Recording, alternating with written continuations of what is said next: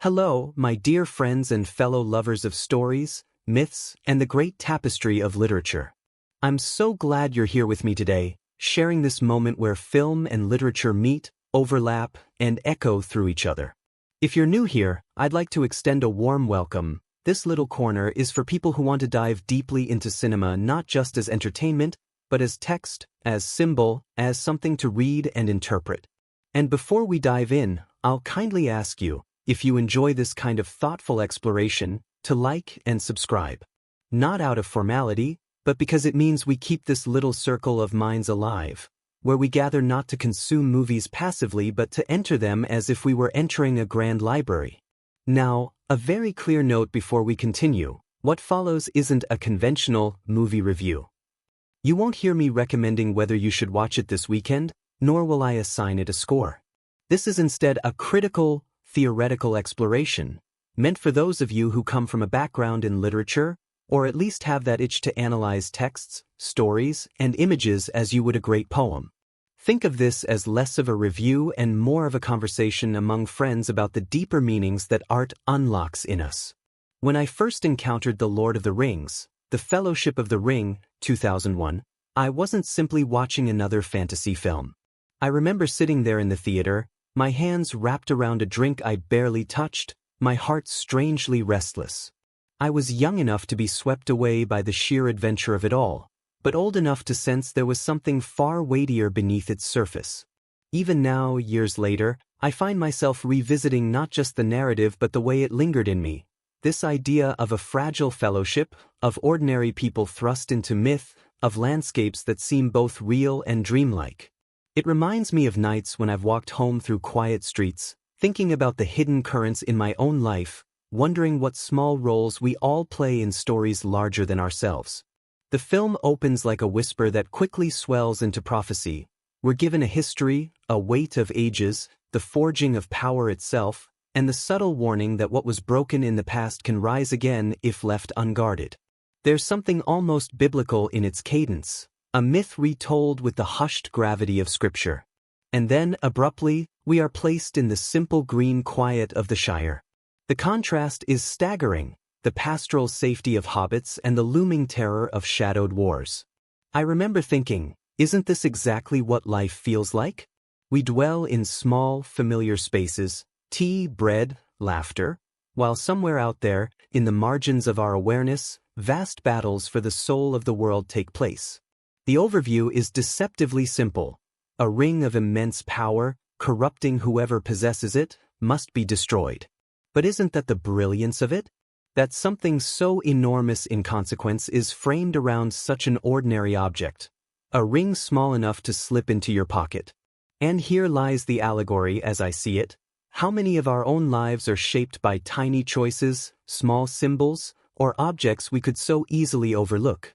The story unfolds as a journey outward, yes, across mountains and mines and rivers, but it is also a journey inward, toward temptation, resilience, loyalty, and fear. The first time the Fellowship gathers, a collection of people who in any ordinary circumstance would never stand side by side, I felt a pang of recognition. Isn't this how life often gathers us too? We don't always choose our companions in life's greatest struggles. They are thrust upon us, shaped by circumstance, bound not by sameness but by necessity. A dwarf, an elf, men of divided kingdoms, a wizard with his inscrutable wisdom, and hobbits who, by all accounts, should have remained tucked in their gardens. This is what companionship looks like when the world is at stake. Watching them argue, bicker, and eventually swear themselves to one another, I thought of times in my own life when friendships arose from the most unexpected places, often in moments of stress or urgency. Now, I won't spoil every detail of the plot, though by now many of you know it well. But I will tease you with this. The story is never content with remaining where you expect it. Just when you believe safety has been reached, danger sharpens its blade. Just when you think light will triumph, shadow deepens. There's a rhythm here, a push and pull of hope and despair, that mirrors the very experience of human history. Armies rise, dreams falter, faith is restored, and always there is the subtle reminder: corruption begins quietly, in the heart. One of the twists that still leaves me reflective is the revelation that not all who appear noble remain so, and not all who seem small remain insignificant. It's almost Shakespearean in that way, the betrayal that is born not from simple hatred but from the slow corrosion of desire. Watching that unfold, I thought of how fragile human intentions are. How often do we too set out to do good, only to find our desires creeping in and reshaping our purpose? And then there are the settings, each landscape like a new stanza in a poem. The darkness of the mines, the golden hush of an enchanted forest, the endless white caps of mountains. It's as if geography itself becomes a character. I remember once taking a hike through an unfamiliar valley, the path narrowing, the trees closing in, and for a fleeting moment I understood what it means for nature itself to shape our fears and our hopes. This film reminds us of that endlessly, that the world around us is not just backdrop, but active participant in our story. There are moments that stay with me long after the credits fade. The simple courage of one friend insisting he won't leave another behind. The quiet sorrow of a leader who knows his weakness even as he fights it. The sudden laughter in the midst of chaos.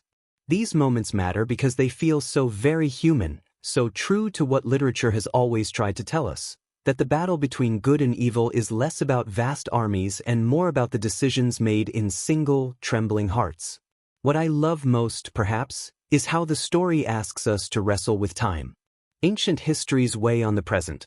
Promises made long ago dictate the choices of today. And isn't that what we all live with? The legacies of those who came before us, their mistakes, their courage, echoing through our own daily struggles. Watching this film, I felt like I was watching my own history in miniature, how my family's choices, my culture's past, even my own younger self's mistakes, still ripple forward, shaping who I am and who I may yet become.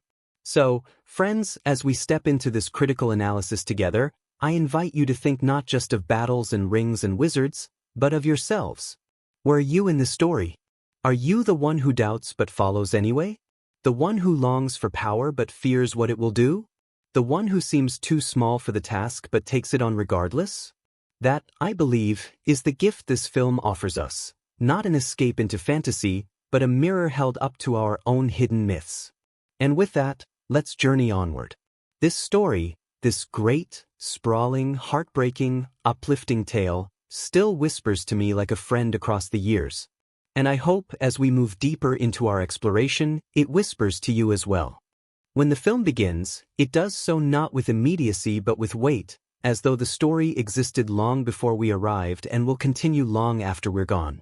A voice speaks of history, of how power was once gathered, divided, and inevitably corrupted. It's almost hypnotic, the recounting of battles, betrayals, and the rise of shadows that should have ended but linger still. Watching this, I remember thinking of my own childhood, how the stories my elders told me always began long before I was born. They framed my small existence against an ancient backdrop, reminding me that none of us start at the beginning. We are dropped into chapters already underway. And then, suddenly, the weight of history softens. We're in a world so quaint, so impossibly peaceful, that it feels like a dream we've all had of a life untouched by violence or despair. The Shire. Rolling hills, round doors, laughter spilling into the air, the kind of place where the days blend together like warm honey. I've always found this introduction moving because it doesn't feel invented, it feels remembered. Who among us hasn't longed for a simple home where worries are small, where community is everything, where the only great adventure might be what to eat for supper? Here we meet Bilbo, the odd little hobbit who, unlike his fellows, has tasted a different life, one of roads and riddles and dangers. He prepares for a birthday celebration, but behind his cheerful exterior there is a nervous restlessness. He has something that doesn't belong in this world of gardens and pipe smoke. A small, ordinary-looking ring hidden away. Even before we know its true power, we sense its intrusion, like a shard of ice in warm water. The party is a joy to behold. Lanterns strung through trees, fireworks bursting in brilliant arcs, all the color and noise of celebration. I always smile at this part, remembering festivals from my own life, where children ran wild under strings of lights and elders laughed a little louder than usual. And yet, as Bilbo delivers his odd, rambling speech and vanishes in a puff of magic, the joy is pierced. What should have been a farewell turns uneasy, unsettling. Magic, it seems, does not belong here, not really. It's Gandalf who sees the truth most clearly. The wizard's eyes, sharp beneath the brim of his hat, catch something others miss. He knows Bilbo is not simply eccentric, he is burdened.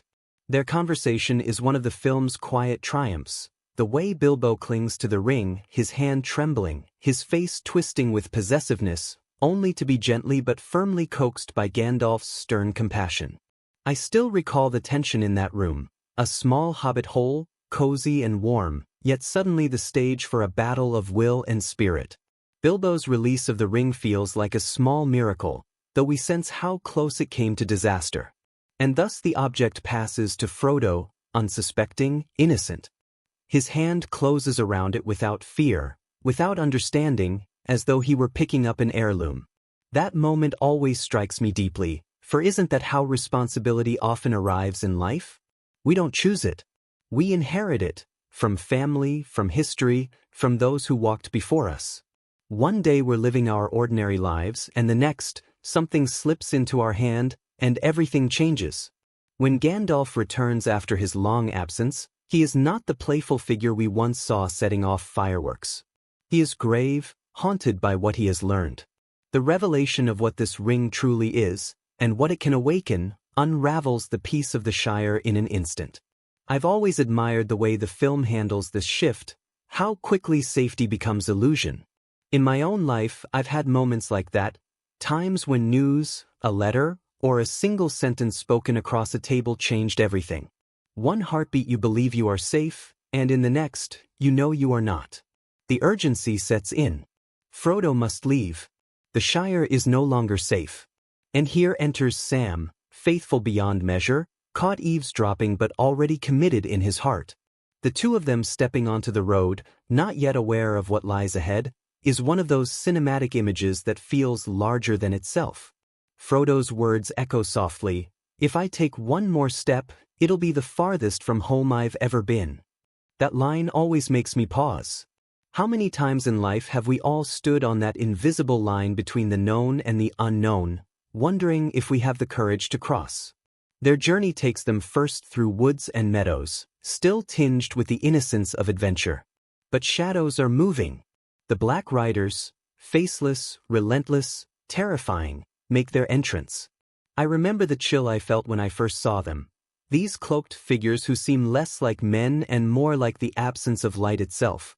The image of them sniffing the air, seeking, while Frodo hides just inches away, clutching the ring as if it burns him, it's unforgettable. The safety of home is shattered for good.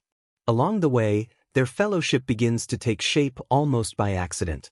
Merry and Pippin stumble into the journey, quite literally, through chaos in the fields. I've always loved that. It speaks to how friendships and destinies often begin not with intention but with clumsiness, with the foolish missteps that lead us somewhere greater. What starts as a scramble to escape trouble becomes a bond that will carry them into history. They make their way to Bree, a place at once familiar and strange, a crossroads of sorts, where men live in shabby houses and strangers' eyes watch from shadowed corners. There's unease in the air, as if danger has arrived before them. I recall the tension of their waiting, Frodo gripping the ring too tightly, the way the inn seemed alive with murmurs. And then, from the darkened corner, the figure of Strider emerges. I've always been fascinated by his introduction. Here is a man cloaked in suspicion, his face half hidden, his presence both threatening and strangely protective. The hobbits don't know what to make of him, and neither do we. It's one of those rare character entrances where ambiguity is the point. In life, too, I've met people whose first impression unsettled me, and yet, later, those very people became my staunchest allies. That Strider, distrusted at first, but destined to prove himself again and again. The road ahead grows darker. Pursued by the riders, the small company flees, guided by Strider's wary knowledge. There's a sense of the world widening now, forests that feel ancient, stones that whisper of forgotten kingdoms, skies heavy with foreboding. And then comes Weathertop. That lonely hill, with its crumbling ruins, always feels like a symbol to me, the remnant of glory long past, now reduced to broken stones. How often do we walk through places in our own world that once mattered greatly, now forgotten, their stories silent? It's there that Frodo's burden nearly overwhelms him. The attack of the riders is vicious, swift, and inescapable. The ring, once just a strange inheritance, reveals its true danger, calling to the shadows. When Frodo is stabbed, that moment always stops me cold. The image of his small form collapsing, his friends crying out, Strider fighting desperately, it's one of those cinematic instants that imprints itself on you. I remember the first time I saw it, I actually leaned forward in my seat, heart pounding. A hero wounded not by steel alone but by corruption itself. And yet, hope arrives in an unexpected form, Arwen. Her entrance shifts the tone, like moonlight piercing storm clouds. She is both fierce and gentle, her presence a reminder that grace and power are not opposites. The flight to Rivendell is one of my favorite sequences, the pounding of hooves, the dark riders in relentless pursuit, the river ahead. And then, the waters rising, surging, sweeping the darkness away. Watching that, I felt an exhilaration that reminded me of childhood stories where nature itself rose up to defend the innocent. Rivendell is a pause, a moment of stillness after so much fear. The architecture, the music, the serenity, it feels like stepping into a sacred text. Frodo awakens, his wound not healed but eased, his spirit steadied. Here we see reunions, council, the gathering of wisdom. And here, too, the question of the ring grows larger than one hobbit. What follows is one of the most profound sequences in the story, the council. Voices raised, tempers flaring, each race arguing its claim or its fear. And at the center, the small ring glinting in silence, almost mocking them all. I always find this scene deeply human. For isn't this what we do when faced with overwhelming problems? We argue, we blame, we defend, while the solution, and the danger, sits plainly before us. And then, the quiet, trembling voice, Frodo's. His offer to bear the ring, though he does not know the way. That moment still moves me. It's not the loudest voice that changes the course of history, but the smallest one, willing to speak when no one else will. And soon after, Sam bursts forth, unwilling to let his friend go alone. The fellowship forms not by decree but by necessity, by loyalty, by love. When they set out from Rivendell, their company complete, I remember feeling a kind of thrill I can only describe as both hope and dread. 9 figures against the rising tide of shadow, their steps echoing across stone. It is the beginning of something vast, and they know it. We watching know it too. Their journey takes them through snowy passes, winds biting, the mountains themselves resisting their passage. The choice to turn aside into the mines of Moria is one born of desperation, and the dread in Gandalf's eyes tells us all we need to know. I've always felt that moment of decision deeply, because life often forces us down paths we swore we would never take. When all other doors are closed, we step through the one we fear most. And so they descend into darkness. When the company steps into the black mouth of the mines, there is a hush, as though the world itself has drawn in its breath. I've always felt a chill at this threshold, the way the sunlight seems reluctant to follow them. The mountains above have rejected them, the only road is down, into darkness. And isn't that such a familiar truth? How often in life, when every bright path is blocked, are we forced to walk into shadow, not because we want to, but because there is no other way forward? Inside, the silence is overwhelming. Stone upon stone, endless pillars stretching into obscurity, the remains of a great civilization now abandoned.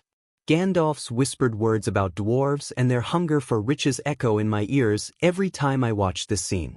It is not just a journey through halls of rock, it is a meditation on greed, ambition, and the fragility of empires. Once these caverns rang with hammer strikes, with song, with the heartbeat of a people who thought themselves unassailable. Now they are tombs. I think of ruins I've visited in my own life, old forts, deserted temples, where you feel the ghosts of voices that once filled them. Moria has that same weight. The fellowship presses on, their footsteps the only sound. But soon, signs of what really happened emerge. Corpses, gnawed bones, whispers of orcs. The place is not simply abandoned. It is consumed. And then comes that chamber of records with its fallen book. Gandalf reading aloud the final words of the dwarves who held out until the last, their story ending in despair and silence. They are coming. That line never fails to send a shiver down my spine. A written record of doom, centuries old, still echoing. And then, chaos erupts. Orcs swarm, grotesque and merciless, and the cave troll crashes through stone with its brute strength. That sequence has always fascinated me because it strips the characters of all illusions. The hobbits, who once clung to innocence, now find themselves forced to fight. Their small hands clutching swords, their terror plain, and yet they stand.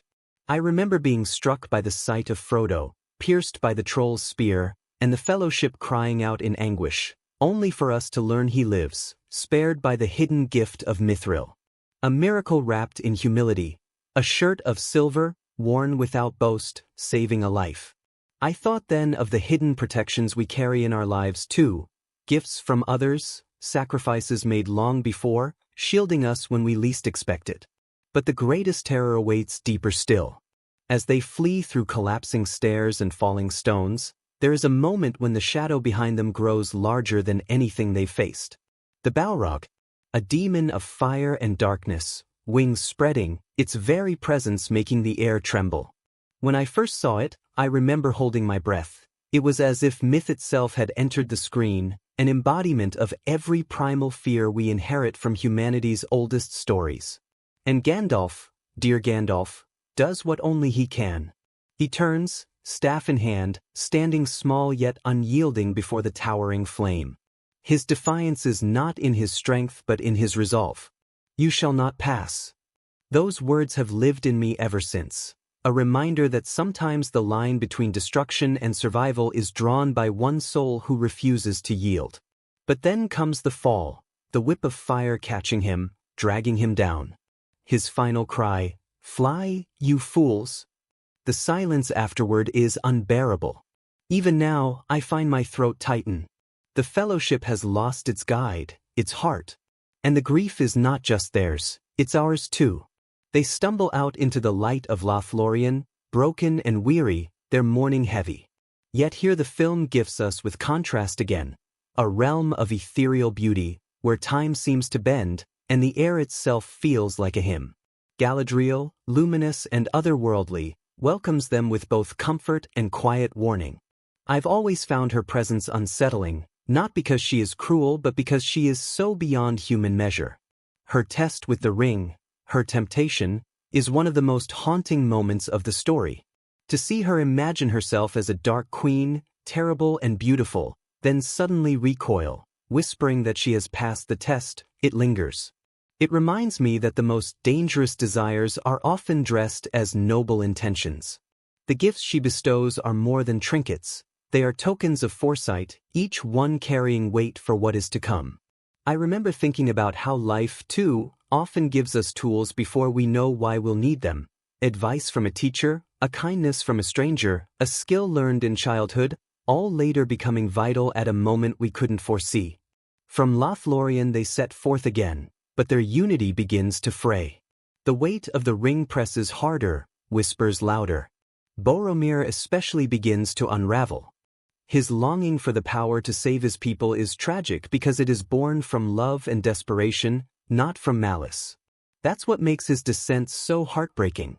He wants to protect his city, to see his people rise again, but the ring twists that noble desire into obsession. By the time they reach the river's edge, tension has grown unbearable. The Fellowship knows their road cannot continue unchanged.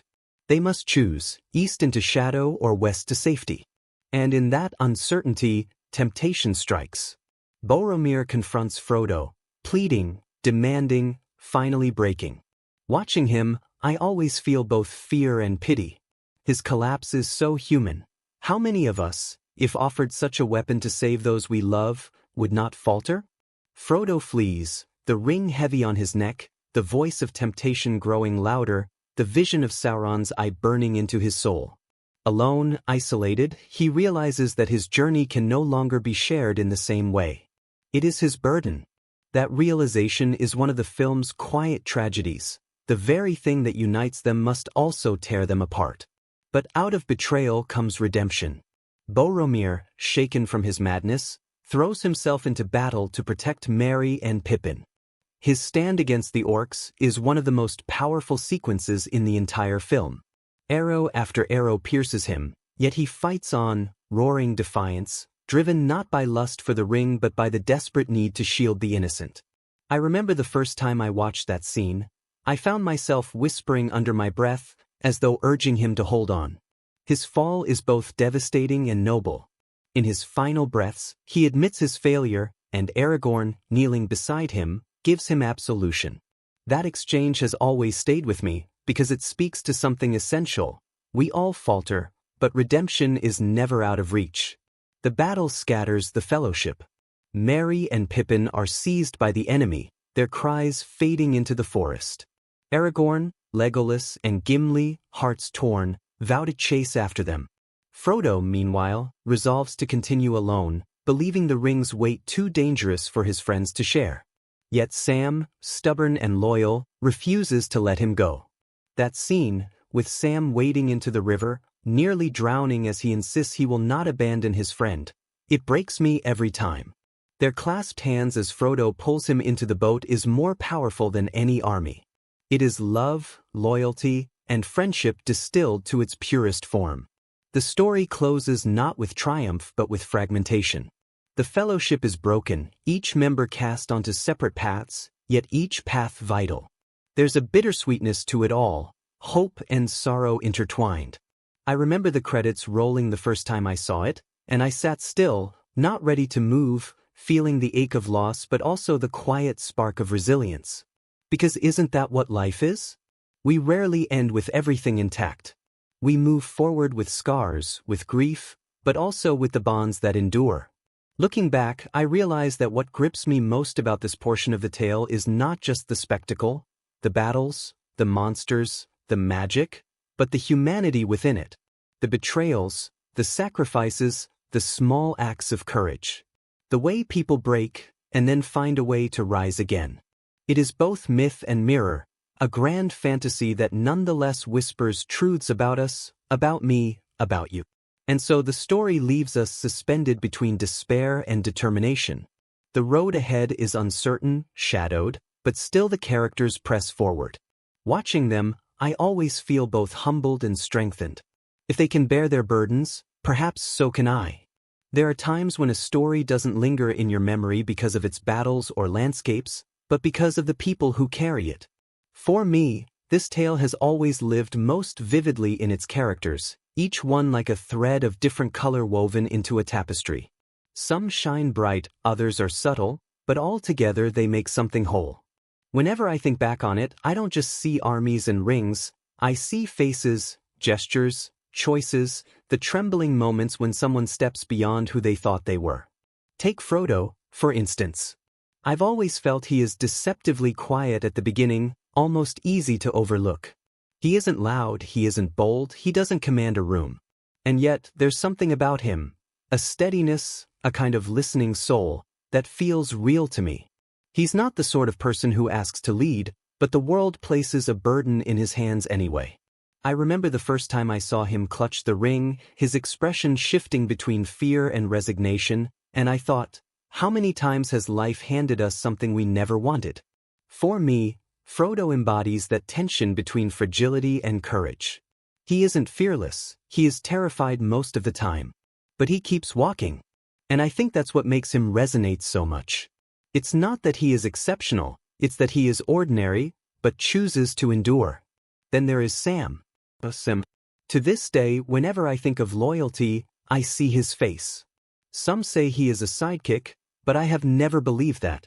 Sam is the grounding force, the anchor that keeps the story from drifting into despair. Frodo may carry the ring, but Sam carries Frodo. What moves me most is how simple his devotion is. He doesn't intellectualize it, doesn't question why, he just stays. I think of people in my own life who stood by me in moments when everything seemed impossible, not with great speeches but with simple presence. That's Sam. His stubbornness to follow, even when he nearly drowns trying, is perhaps one of the most powerful declarations of love I've seen in any story. Gandalf, meanwhile, has always reminded me of those teachers or mentors who, at first, seem eccentric or even intimidating, but whose wisdom slowly reveals itself. What I love about him is that he doesn't solve everything. He guides, yes, but he allows others to grow, even to fail. His laughter at small joys, his sudden sternness when temptation rears its head, his sacrifice in the mines, they all paint him as someone who understands that leadership isn't about control but about nurturing courage in others. I've had figures like that in my life, people who stepped back just when I wanted them to step forward, forcing me to discover my own strength. Gandalf feels like that kind of presence. His fall is devastating precisely because it forces everyone else to stop leaning on him and stand on their own. Aragorn, though, his arc has always spoken to me in a personal way. There's something deeply human about someone who has greatness thrust upon him but shrinks from it. He isn't afraid of battle, he's afraid of becoming who he is meant to be. When he stands in the shadows, hood pulled low, reluctant to claim his name, I feel the weight of self-doubt.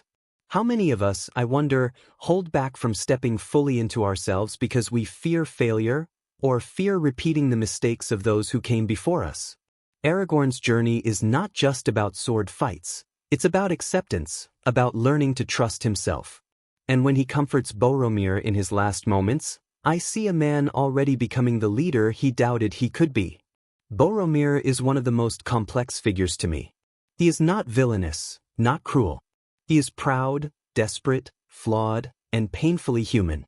I always feel a pang when I think of him because his failure is so relatable. He doesn't want the ring for selfish pleasure, he wants it to save his city, his people.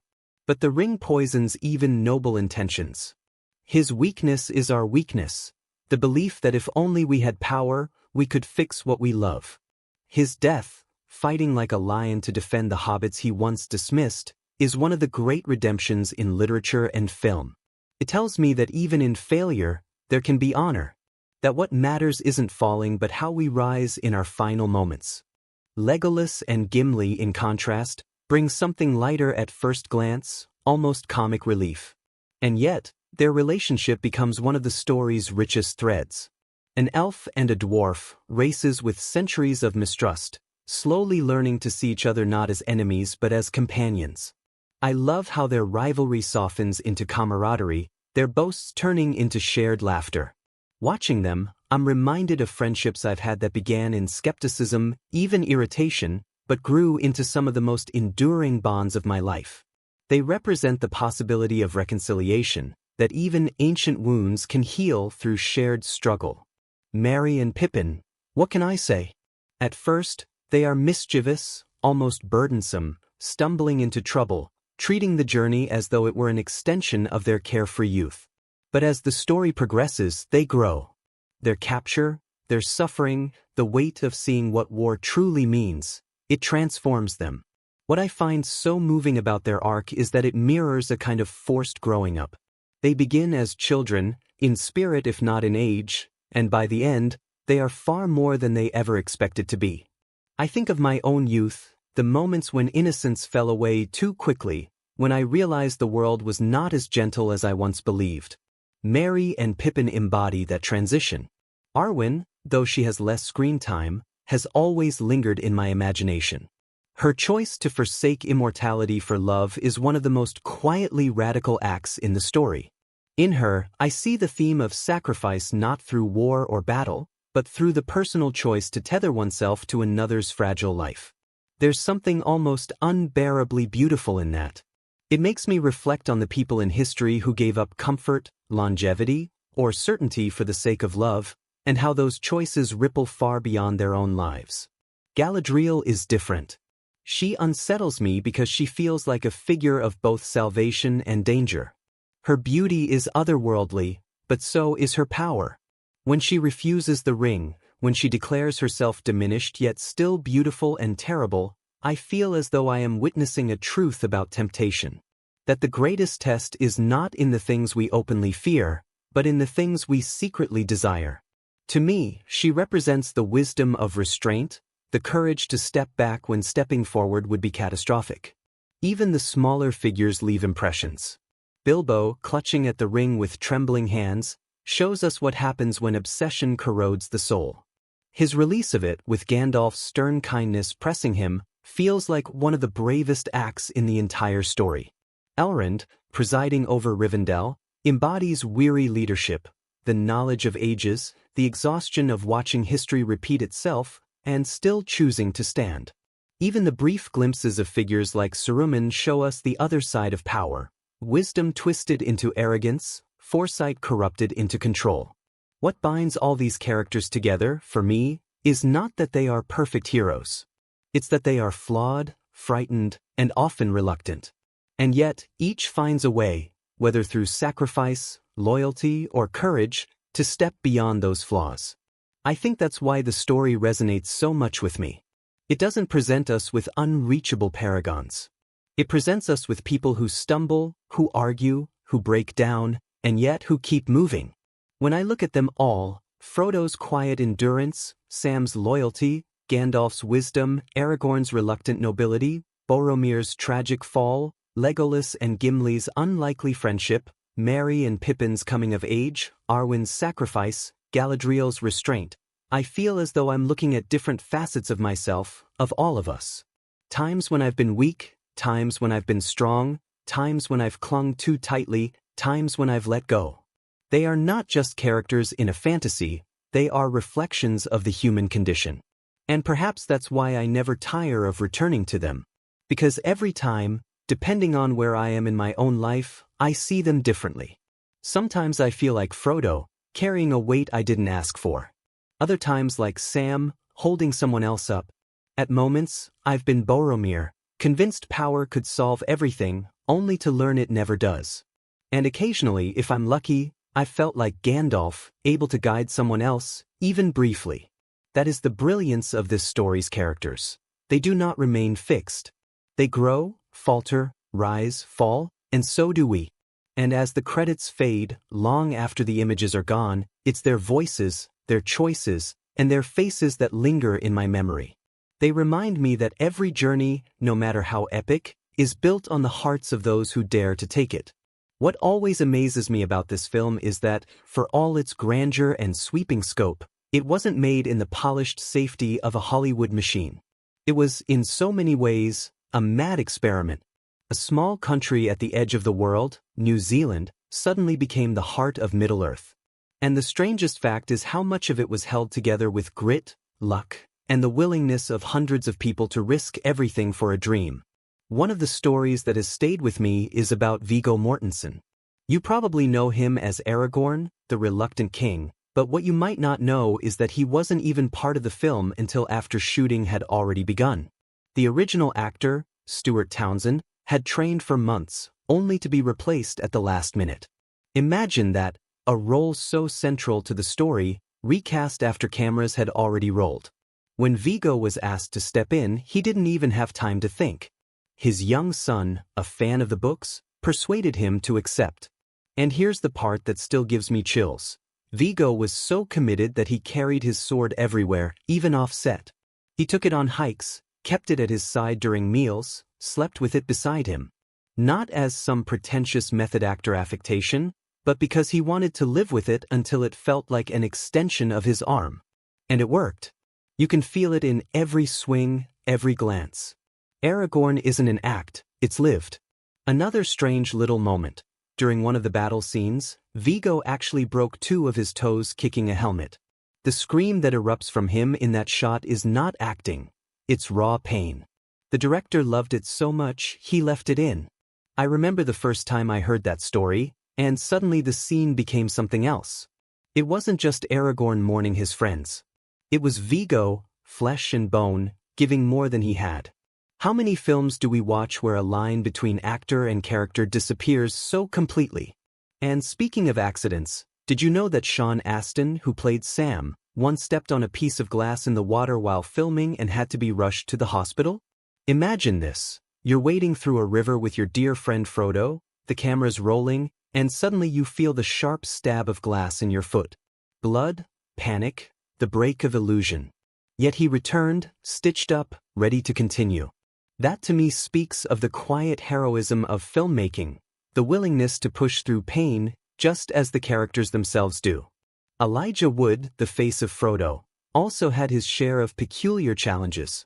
Those blue eyes, luminous, otherworldly, were actually emphasized with contact lenses to match the Hobbit look. But here's the strange part. Sometimes he wore them, sometimes he didn't. Continuity errors meant that, if you look closely, Frodo's eye color shifts slightly in different scenes. It's subtle, but once you know, it's like spotting a secret thread woven into the film. I've caught myself, on rewatch after rewatch, squinting at his eyes like a detective, searching for that little slip. It almost feels like Frodo himself is shifting between worlds, never entirely fixed. The film was filled with tricks of the eye, illusions born out of necessity. Hobbits and men, after all, could not really share the screen at their true sizes. So the crew resorted to forced perspective, literally building sets at odd angles, with one actor closer to the camera and another farther away, to trick us into believing the difference. Chairs were built oversized, tables shrunk, cameras angled just so. I think about those quiet little miracles, about how something so simple could create the illusion of another species. No computers, no post-production magic, just wood, nails, and cleverness. And then there was Ian McKellen, the great Gandalf. There's something almost heartbreaking about his behind-the-scenes story. For many of the forced perspective shots, he had to film alone, separated from the other actors, acting against empty chairs or dots on the wall. At one point, he became so overwhelmed by the loneliness of it that he broke down in tears on set. Imagine that, Gandalf the Grey, a tower of strength, quietly weeping behind the camera because filmmaking had made him feel isolated. That's the strangeness of cinema. What appears as warmth and fellowship on screen sometimes hides very different realities behind it. Another fact that always makes me smile: the actors formed a bond that went beyond the screen. So strong, in fact, that several of them got matching tattoos. A small symbol, the Elvish number 9, etched into their skin. Not all of them could be there on the day, but those who were described it as a ritual of brotherhood. Imagine carrying the memory of that story not only in your heart but inscribed on your body. A reminder that the fellowship wasn't just fiction, it was lived. The filming itself was an ordeal unlike anything else. They shot for over a year, often in remote, punishing landscapes. Weather would shift in an instant.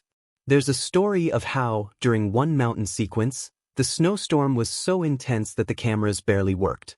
What we see as biting cold was not movie magic. The actors truly froze, their breath clouding in the air, their lips turning blue. I think about that often. The authenticity we feel watching is because it was real. The discomfort, the exhaustion, all of it seeped into the performances.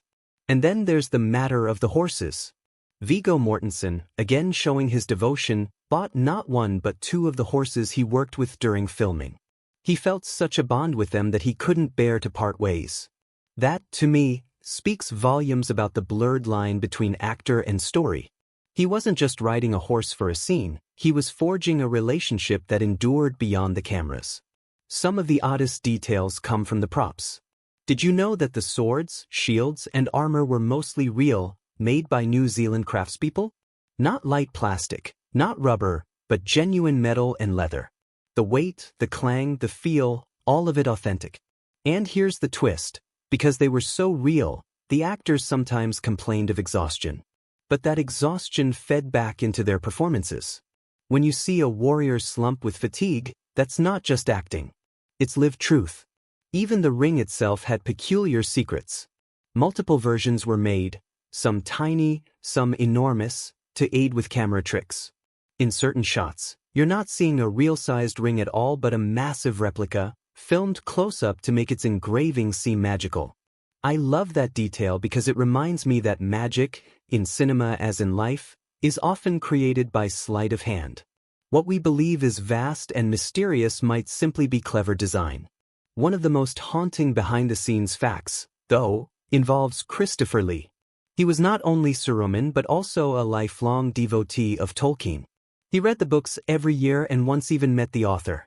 His knowledge of the lore was so deep that, during filming, he corrected the director on how a man truly sounds when stabbed in the back, because, as he explained darkly, he had heard it during his time in war. That story has never left me. It's strange, eerie, and yet it gave his performance a weight few could match. There were moments of levity too. Billy Boyd and Dominic Monaghan, the actors behind Merry and Pippin, were known as pranksters. They once filled Orlando Bloom's helmet with jelly, sending him into battle scenes with a sticky surprise. These small, strange joys remind me that even on a project of such seriousness, laughter threaded through it. And you can feel it. Their mischievous chemistry on screen was not entirely scripted. The music, too, carries its share of oddities.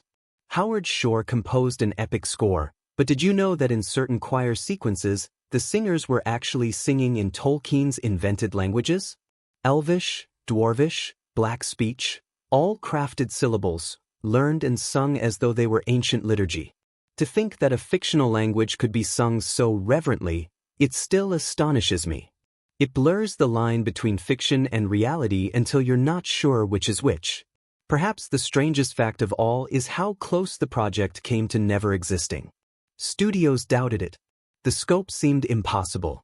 At one point, the plan was to compress the entire story into just 2 films, losing half its essence. Only after years of persistence did the vision expand into a trilogy. And here's the wonder. What could have been a rushed, hollow adaptation instead became a sprawling, lived-in epic because a group of dreamers refused to give up. When I think of all these strange truths, broken toes, pranks with jelly, tears of isolation, real swords, fake rings, snowstorms, tattoos, horses bought out of love, I realize something.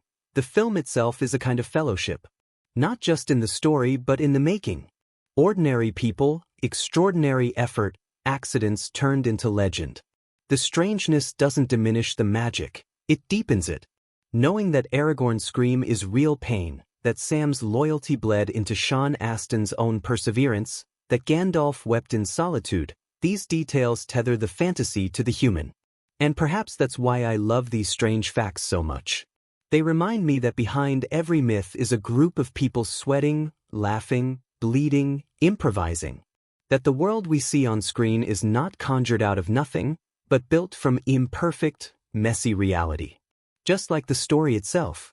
Just like life itself. There are films that entertain, there are films that comfort, and then there are films that reach into the marrow of your being and remind you of something essential about being human. When I look back at this story, what stays with me most are not only the sweeping vistas or the creatures conjured from imagination, but the pivotal events. Those moments where everything seems to tremble, where choices redefine the course of the tale, where the screen itself feels as though it breathes with significance. To understand this film critically is to walk through those events carefully, asking not only what happens, but why it matters, what it reveals, and how it shapes the resonance of the story across generations. The first event that lingers is the opening narration, the forging of the rings, the rise of darkness, and the fragile victories of the past. From a critical standpoint, this isn't just exposition, it is myth-making in its purest form. Cinema often struggles with how to begin epics. Too much history, and the audience grows weary, too little, and the stakes feel shallow. Here, however, the prologue functions like the invocation of an epic poem. It sets a rhythm, a weight, as though we are not merely watching a story but entering into something already ancient, as though the world on screen has existed long before us. The effect is profound. It situates us, the audience, not as passive viewers but as inheritors of a myth. For me, sitting there the first time, it was like being handed a torch, told to carry it forward. And yet, immediately after this solemn opening, the story delivers us into the Shire, and this juxtaposition is itself a critical event. Think about it. The shift from fire and shadow to green hills and laughter isn't accidental. It is a deliberate act of thematic contrast. Peace against war, innocence against corruption, simplicity against ambition. The Shire is not just a setting, it is a vision of what is at stake. Without this gentle introduction, the stakes of the ring would feel abstract.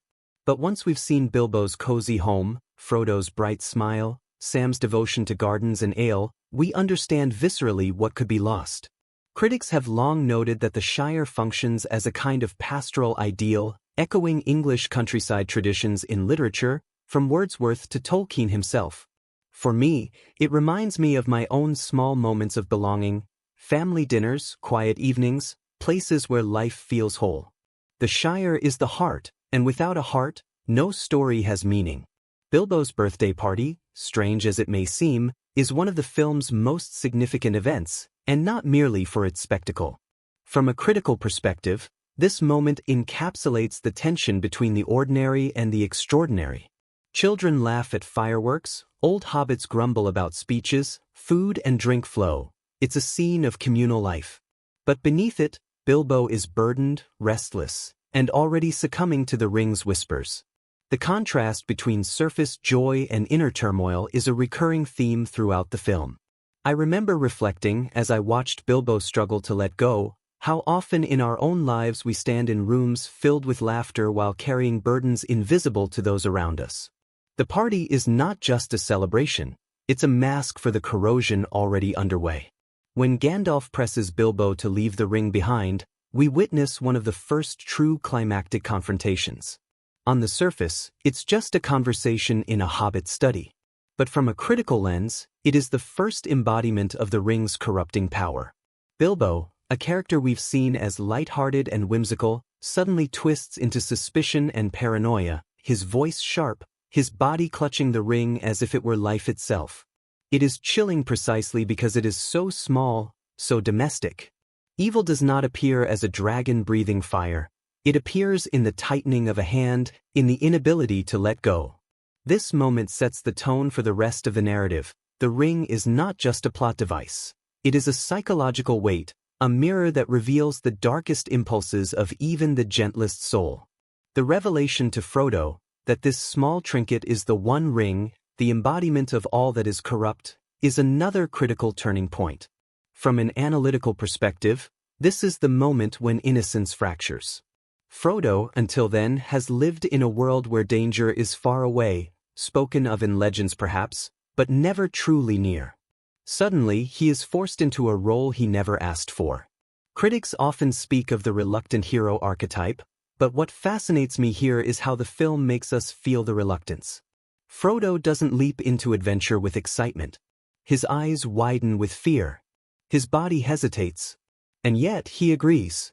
This reluctant acceptance is what gives the story its humanity.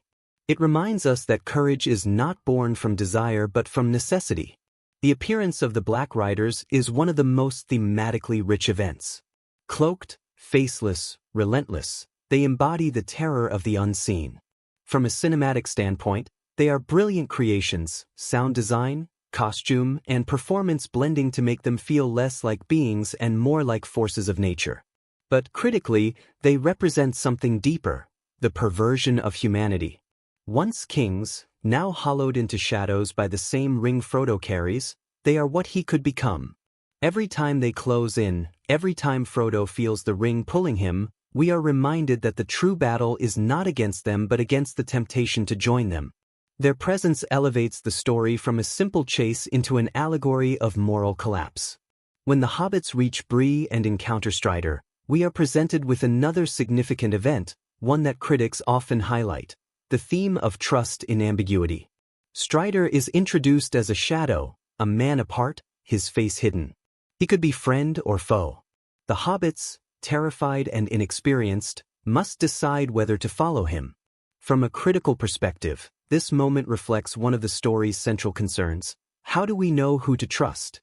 How do we discern true intention in a world where appearances deceive? Aragorn's arc is one of gradual revelation, the ranger who becomes king, but it begins in suspicion. And that tension, that ambiguity, mirrors the very uncertainty of navigating a world where evil hides behind masks. Weathertop, with its attack and Frodo's stabbing, is perhaps one of the most visceral events of the film. Critics often note how this scene shifts the stakes from external pursuit to internal decay. The wound Frodo receives is not merely physical, it is spiritual, a slow poisoning that will haunt him. From an analytical viewpoint, This moment introduces the theme of lingering corruption. Evil, once it touches you, does not vanish easily. It lingers, festers, shapes your future. Watching Frodo writhe in pain, his skin paling, I remember feeling a sinking dread, not just for his life, but for his soul. And that dread is the point.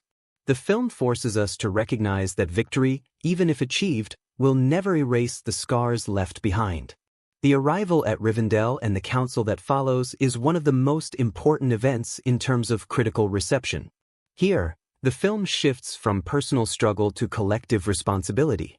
Representatives of different races, different histories, gather to decide the fate of the ring. From a thematic standpoint, this is a reflection on politics, on the difficulty of unity in the face of existential threat. Voices clash, egos flare, accusations fly. The ring sits in the middle, silent but commanding.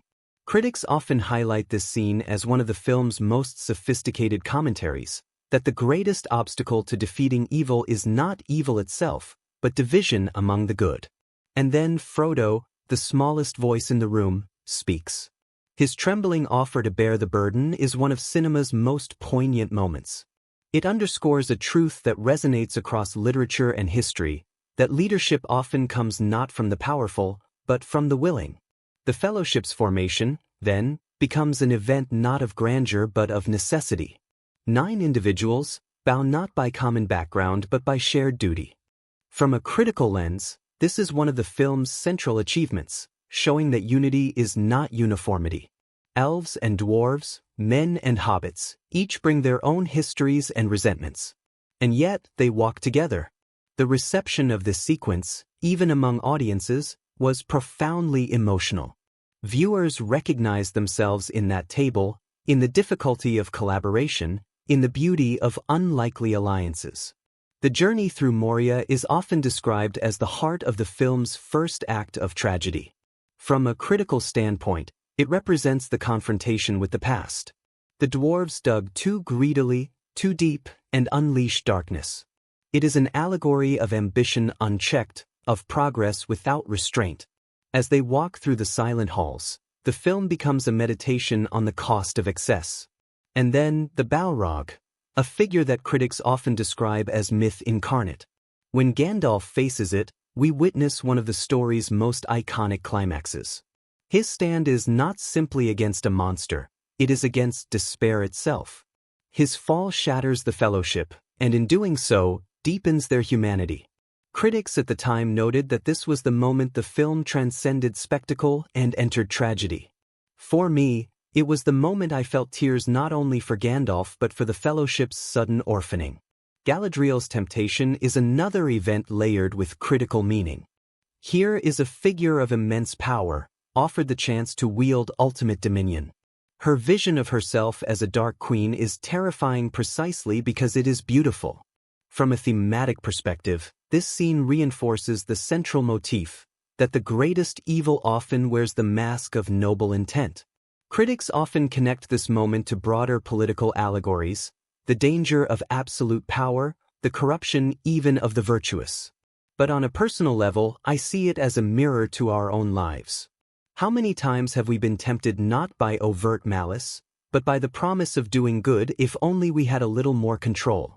Her refusal, her trembling restraint, is one of the most quietly powerful acts in the story. The breaking of the fellowship, culminating in Boromir's fall, is perhaps the film's emotional peak. From a critical lens, Boromir embodies the tragedy of humanity, noble, brave, yet fatally flawed. His attempt to seize the ring is devastating because it comes not from greed but from love of his people. Critics have long praised this sequence as one of the film's most Shakespearean moments, a character undone by his own virtues twisted into vices. His redemption in death, fighting to protect Merry and Pippin, is the kind of complexity that elevates the narrative from fantasy to tragedy. I remember the first time I watched it, feeling my chest tighten at his confession, his plea for forgiveness. It was not just a death scene, it was an entire arc of humanity condensed into minutes. And then Frodo's decision to leave, to bear the burden alone. This is not merely a plot development, it is the thematic culmination of everything before. From a critical standpoint, this choice reflects the central paradox, that the ring isolates even as it demands unity. Frodo's departure fractures the fellowship, but it also saves it from further corruption. Critics often note that this moment transforms the narrative from a collective adventure into an exploration of individual burden. For me, it was a moment of quiet heartbreak, the realization that sometimes love means leaving, sometimes leadership means solitude. Sam's pursuit of Frodo, his near drowning, his desperate insistence to remain, this is, in my eyes, one of the film's most emotionally resonant events. From a critical perspective, it reinforces the theme that no burden can be borne alone. If the ring isolates, friendship resists. The image of Frodo pulling Sam into the boat is, for me, one of the great cinematic embodiments of love. Not romantic, not transactional, but pure, stubborn devotion. Critics praised this as one of the most humanizing moments in the film, and rightly so. It ensures that the story does not collapse under the weight of despair but carries forward with hope. Looking at these events collectively, the film's impact becomes clear. Each moment is not just spectacle but symbol, not just plot but philosophy. The corruption of Bilbo, the burden of Frodo, the temptation of Boromir, the restraint of Galadriel, the sacrifice of Gandalf. Together they weave a meditation on power, corruption, loyalty, and the fragility of good. Critics at the time recognized this, praising the film not merely for its technical brilliance but for its thematic resonance. Audiences wept, cheered, and carried these images into memory because they touched something deeper than entertainment. Even now, decades later, the events resonate. They remind us that evil is not always loud, that courage is often quiet, that unity is fragile, and that love, in its simplest forms, may be the strongest force of all. The film endures because its critical heart beats not in CGI or spectacle, but in choices, in sacrifices, in the trembling moments when ordinary souls face extraordinary burdens. And so, when I think of this story critically, when I trace its events from the Shire to the breaking of the Fellowship, I don't just see a film. I see a mirror held up to humanity. I see myself, my flaws, my hopes, my loves. And I understand why it has been called one of the greatest achievements of cinema. Because it is not just cinema. It is myth, memory, and meaning all woven together. What always strikes me when I think about this film is that long before audiences around the world sat in darkened theaters and gasped at its grandeur, there was just a dream.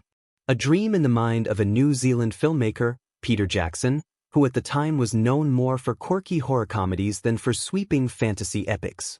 The idea that this man, in a small country with no Hollywood infrastructure, could mount something of this scale was in itself unbelievable. And yet, isn't that how many great stories begin? With someone foolish enough, or brave enough, to attempt the impossible. The production itself was monumental. 3 films shot almost back-to-back, for over a year, in hundreds of locations with thousands of crew members.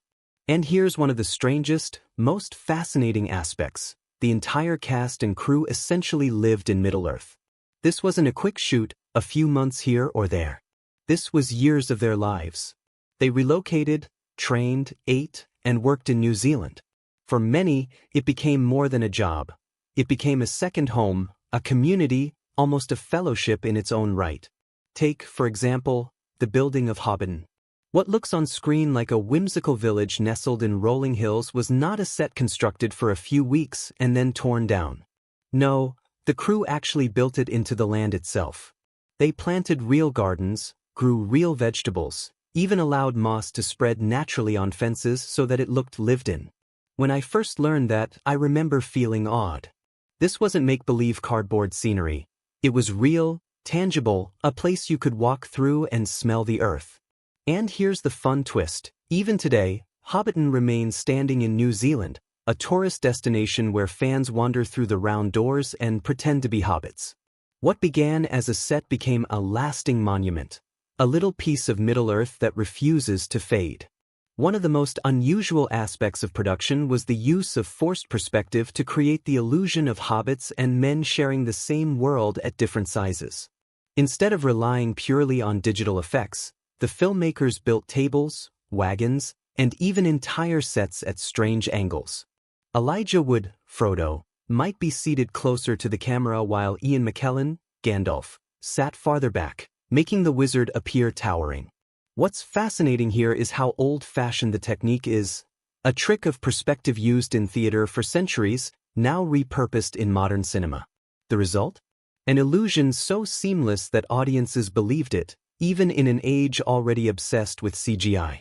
To me, this choice says something profound. Sometimes the simplest solutions, grounded in craft and patience, carry more magic than digital wizardry. But the film was not without its chaos. Injuries seemed almost like a rite of passage. Viggo Mortensen famously broke his toes when he kicked a helmet during filming, his scream of pain so authentic that the director decided to keep it. Orlando Bloom, who played Legolas, cracked a rib when he fell from a horse, yet continued shooting through the pain. Sean Astin sliced his foot on a piece of glass while wading through water, requiring stitches before returning to set. These weren't carefully choreographed stunts gone wrong. They were accidents, real moments of human fragility seeping into the story. And yet, in a way, they made the film stronger. When you watch these performances, you can almost feel the ache, the bruises beneath the costumes. Speaking of Mortensen, he may be one of the most fascinating stories of all. He wasn't the original Aragorn. Stuart Townsend had been cast, had trained, had even begun filming, when suddenly Peter Jackson realized the energy wasn't right. At the last minute, Mortensen was called. He had barely read the script, wasn't sure he wanted to commit. It was his son, a fan of the books, who persuaded him. And once he accepted, he plunged in with an intensity that became legendary. He carried his sword everywhere, practiced with it daily, even slept beside it. He learned to track, to fight, to ride with such conviction that he blurred the line between actor and character. One story I love is how he insisted on using a real steel sword in battle scenes rather than a lighter prop. He wanted the weight, the feel, the authenticity. That kind of devotion is rare. And perhaps that's why, when we watch Aragorn stride across the screen, it doesn't feel like performance. It feels like truth. The camaraderie among the cast is another layer of production magic. Imagine being thrown together for over a year in remote landscapes, facing exhaustion, endless retakes, and unpredictable weather. You'd expect tension, maybe resentment. But what formed was something closer to family. The actors who played the Fellowship grew so close that, years later, they still described themselves as brothers. So close, in fact, that 8 of them went out and got matching tattoos, a small elvish symbol for 9. A physical reminder, etched in skin, of the journey they shared. I think about that often, how art sometimes forges bonds stronger than time. There were lighter moments too, stories of mischief and laughter. Billy Boyd and Dominic Monaghan, who played Merry and Pippin, were notorious pranksters. They'd sneak onto sets, leave odd notes, or crack jokes just before a take. At one point, they filled Orlando Bloom's helmet with jelly. These antics, though silly, served a deeper purpose. They kept spirits alive. When you're filming for 16 hours a day in grueling conditions, a little laughter can be the difference between despair and resilience. And perhaps that's why their on-screen chemistry feels so natural, because off-screen, they truly lived in mischief together. The filmmaking process itself was full of strange innovations. To capture the vast landscapes of Middle-earth, the crew pioneered new aerial techniques. Helicopters swept across mountains, their cameras braced against the wind, capturing vistas that seemed to stretch into eternity. Later, computer effects extended them, but the base was always real. Real peaks, real rivers, real skies. There's something poetic about that, the fusion of reality and fantasy, the marriage of earth and imagination. And then there was Andy Serkis. His portrayal of Gollum in later films is now legendary, but even here, during early production, he was a curiosity. Serkis was originally hired only to provide the voice. But when he auditioned, twisting his body and croaking in that now iconic voice, Peter Jackson realized he was more than just a voice actor. They began experimenting with motion capture, placing Serkis in a suit covered in sensors, recording his every twitch and gesture. It was groundbreaking at the time.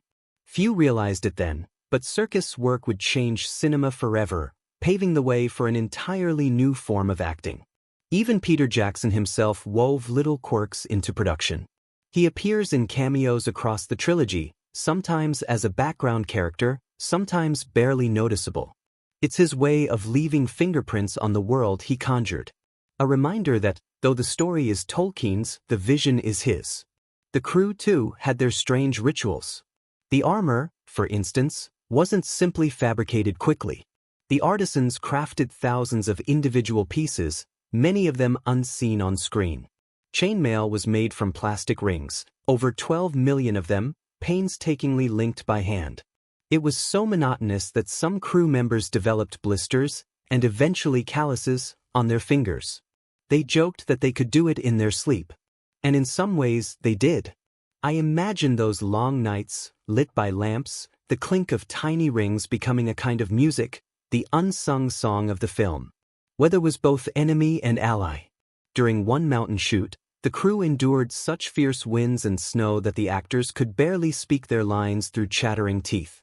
But instead of rescheduling, Jackson pressed on, capturing the raw, genuine struggle. What we see on screen, frost in beards, trembling lips, isn't makeup. It's reality. And that authenticity bleeds through, giving the scenes a weight no studio set could replicate. The music, too, deserves mention in this story of production. Howard Shore didn't simply compose a score, he built a musical language.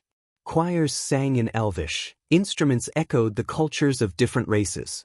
Dwarves had deep, resonant brass, elves shimmered with strings and ethereal voices, hobbits danced with flutes and fiddles.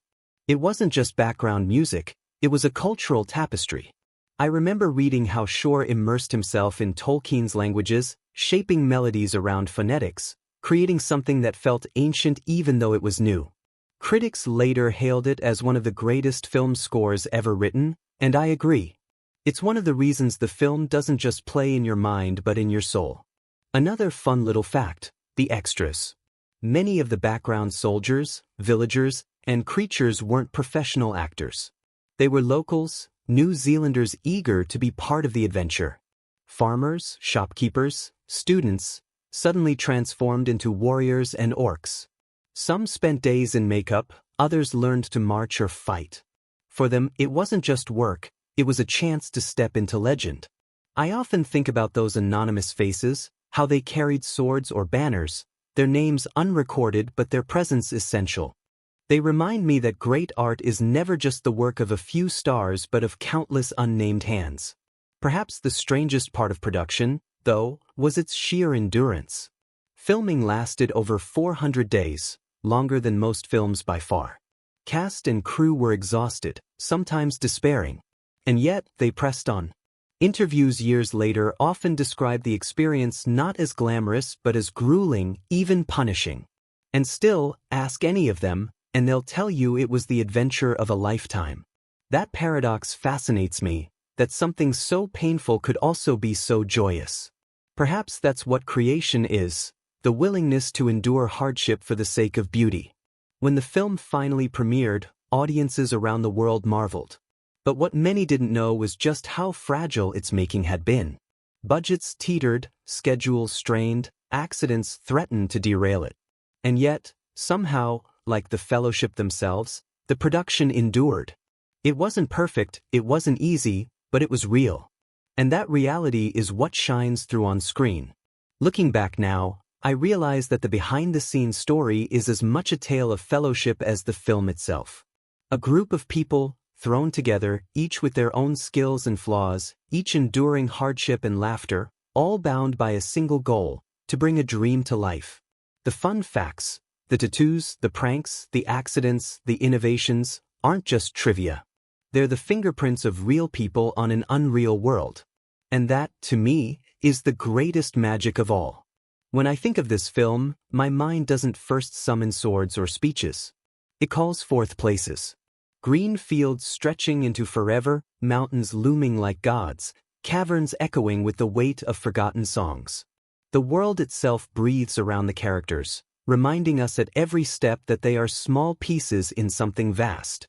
That, to me, is one of the greatest triumphs of the film, It convinces us that Middle-earth is not invented, but remembered. As though we've always known it, hidden somewhere in our memory, waiting for the screen to remind us. The Shire, for instance, is not just the beginning of the story, it is the anchor.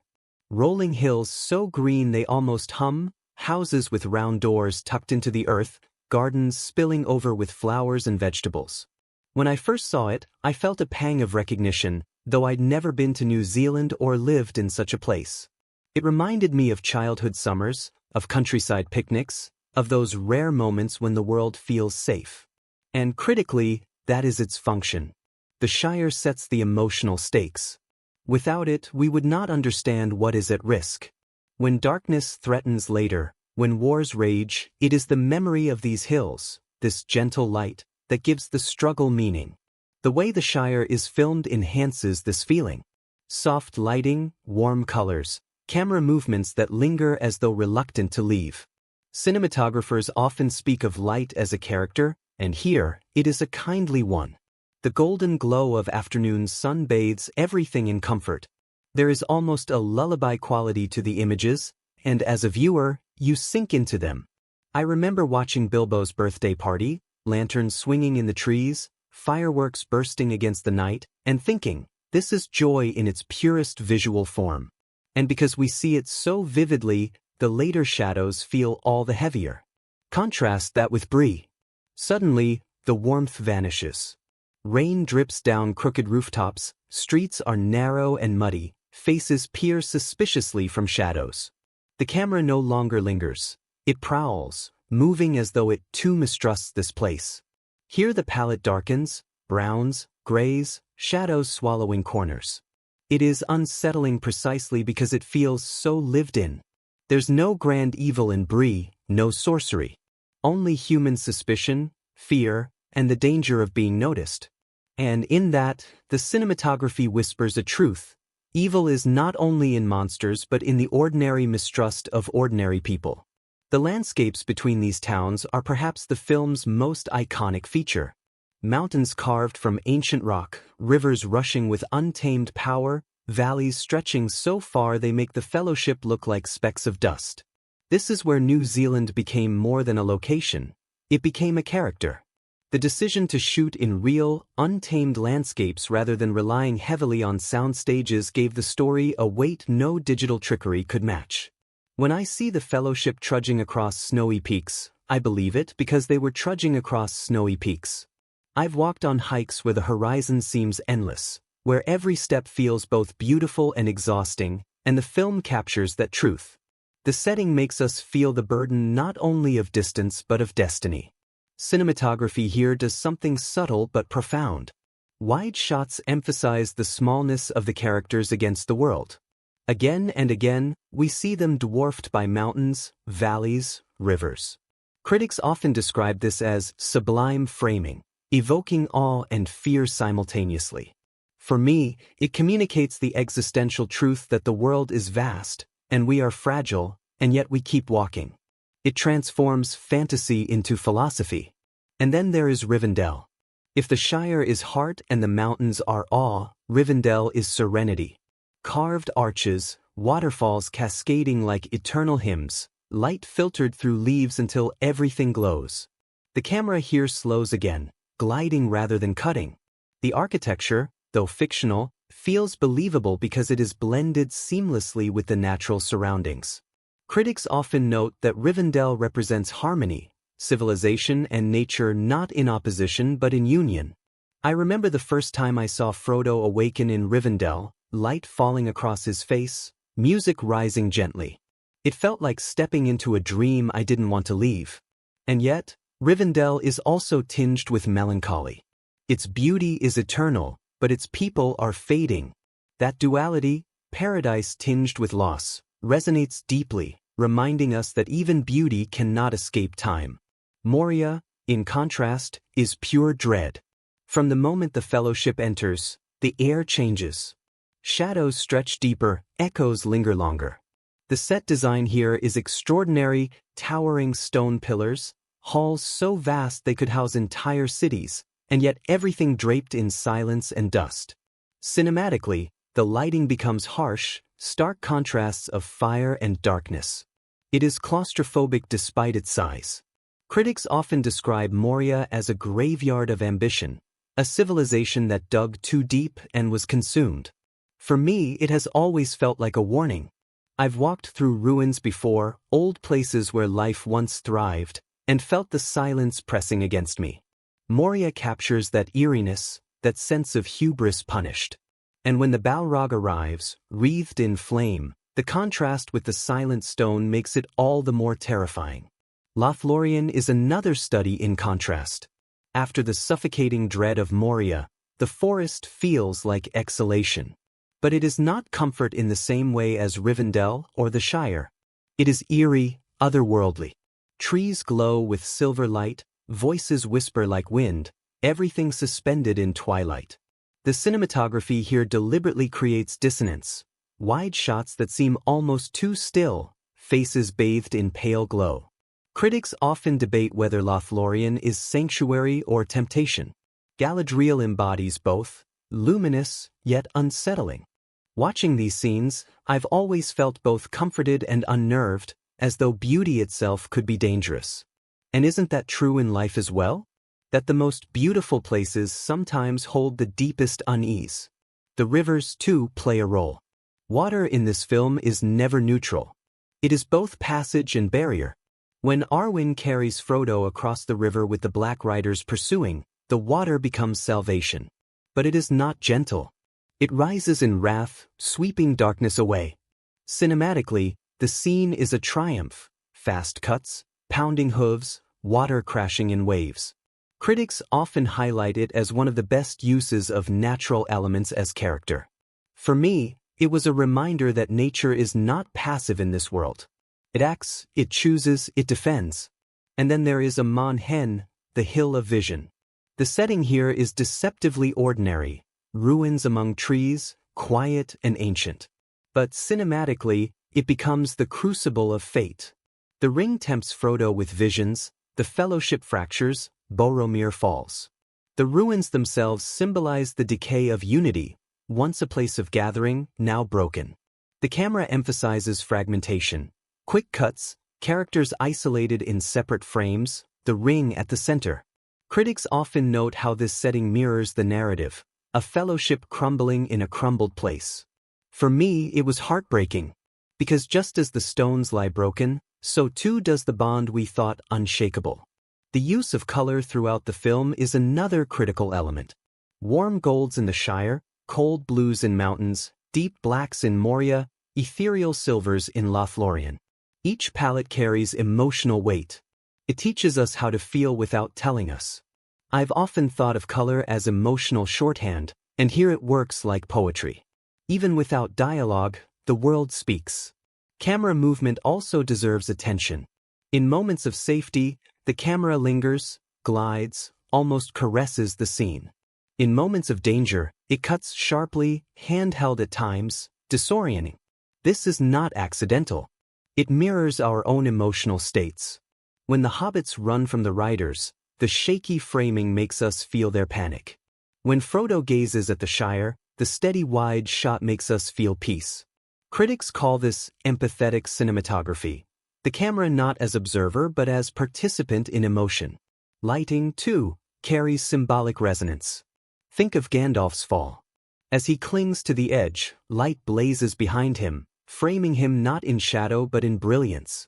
His death becomes transfigured, almost sacred.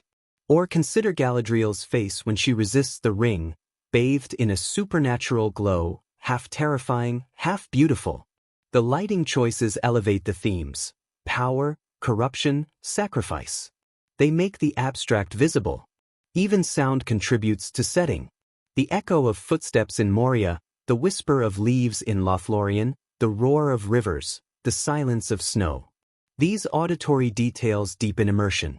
I remember once closing my eyes during the Rivendell scenes, and even without images, the soundscape alone carried me into that place. Critics often overlook sound in favor of visuals, but here, the two are inseparable. Perhaps the greatest achievement of the film's settings and cinematic elements is how they weave together to form emotional rhythm. Safety, danger, awe, despair, hope, all marked not just by what characters say or do, but by where they are, how they are seen, what colors surround them, what sounds envelop them. The world itself tells the story. And that, to me, is why the film resonates so deeply. Because it convinces us that place matters. That we are shaped not only by our choices but by the landscapes through which we walk.